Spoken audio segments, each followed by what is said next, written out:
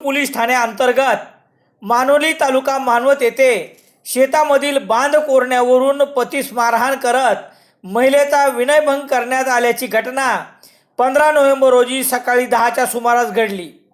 या प्रकरणी गणेश प्रकाश मांडे वय 24 वर्ष राहणार मानोली या तरुणाविरुद्ध सिलू पोलीस ठाण्यात गुन्हा दाखल करण्यात आला आहे।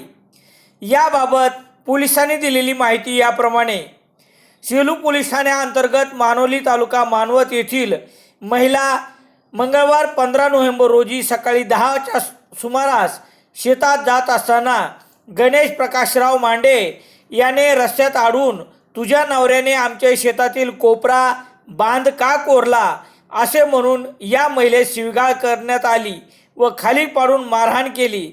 या घटनेच्या वेळी पती सुरेश शिंदे आले असता त्यास काठीने कमरेवर मारून जखमी करण्यात आले। या प्रकरणी पीडित महिलेने सेलू पोलीस ठाण्यात दिलेल्या फिर्यादीवरून गुन्हा रजिस्टर नंबर 444/2022 कलम 354, 324, 323, 504, 506 भादवी अन्वये गणेश मांडे यांच्यावर विनयभंग केल्याप्रकरणी गुन्हा दाखल करण्यात आला आहे। पुढील तपास सहाय्यक पोलीस निरीक्षक व्ही के राठोड हे करत आहेत।